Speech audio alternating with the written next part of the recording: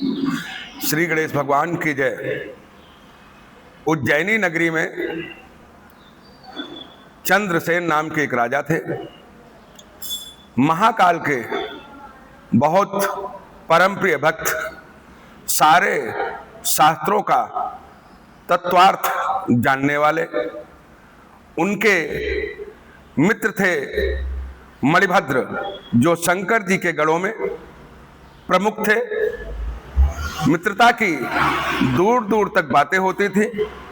मणिभद्र ने प्रसन्न होकर के राजा चंद्रसेन को एक मणि प्रदान किया, जिसको स्पर्श करने से कांसा, तांबा, पीतल, पाषाण स्वर्णमय हो जाते थे। शंकर भगवान की पूजा में निष्ठा रखने वाले एक समय कुछ गोप आए। एक गोप बालक जो 5 वर्ष का था, वो अपनी विधवा मां के साथ भ्रमण करते हुए राजा की पूजा को देखा। कुछ समय बाद वो चला गया। जाने पर वही पड़ोस में जहां रहता था, झोपड़ी बना करके एक पाषाण को उठाया और शंकर भगवान की पूजा पाठ करने में निमग्न हो गया। कुछ समय बाद उसकी माता आई। माता ने जोर से आवाज दिया, भोजन के लिए बुलाया, नहीं उठा।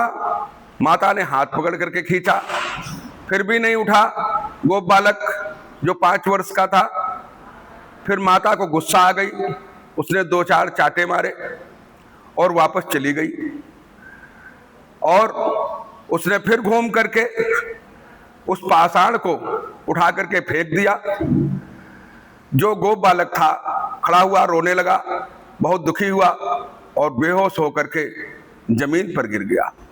जब जमीन पर गिरा, कुछ समय पश्चात उसको जब होश आया तो साक्षात शंकर भोलेनाथ उसके सामने खड़े थे।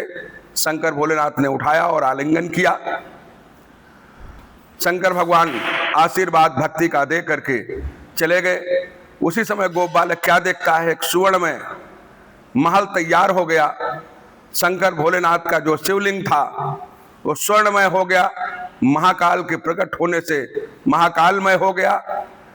इस बात को जो श्यामंतक मणि सारे राजा लोग लेना चाहते थे, कई प्रकार से चंद्रसेन से मांगे। चंद्रसेन ने भगवान का प्रसाद समझ करके देने से इनकार किया। सारे राजा लोग मिल करके उज्जैनी नगरी को चारों तरफ से घेर लिए। ऐसा विचार किए, चंद्रसेन को मार करके श्यामंतक मणि हम ले लेंगे। मगर जब ऐसा सुना गुप्तचरों से, वो सब डर गए कि चंद्रसेन महाकाल का भक्त है और महाकाल का भक्त होने के कारण महाकाल की जो दृष्टि पड़ेगी हम लोगों का विनाश कर देगी। सारे लोग आए, चंद्रसेन के चरणों में नतमस्तक हुए, प्रार्थना करने लगे। हमने जो कुत्सित विचार सोचा था वो मन से हटा दिया है, हम आपकी शरण में आए हैं। उन्होंने शिव शिव कहते हुए शंकर भोलेनाथ महाकाल की सबको दर्शन कराया, पूजा कराया। उसी समय हनुमान जी प्रकट हो जाते हैं।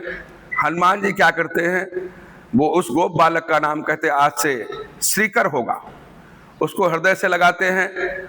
राजा चंद्रसेन को आशीर्वाद देते हैं और श्रीकर से कहते हैं तुम्हारे 8वीं पीढ़ी में नंद नाम करके एक गोप होंगे, जिनके यहाँ साक्षात नारायण अवतार लेंगे, जो श्री कृष्ण के नाम से जाने जाएंगे। श्रीकर और राजा चंद्रसेन अंत में परम पद को प्राप्त हुए। भगवान महाकाल की पूजा अर्चना करने से उसको जो अर्चन करता है, महाकाल के दर्शन करता है, उनके सारे पाप नष्ट हो जाते हैं। उनके साथ जो कुत्सित व्यवहार करने की कोशिश करता है, महाकाल की कृपा से वो सारे लोग भस्म हो जाएंगे। महाकाल अपने भक्तों का संरक्षण करने वाले हैं। बोलो महाकाल भगवान की जय।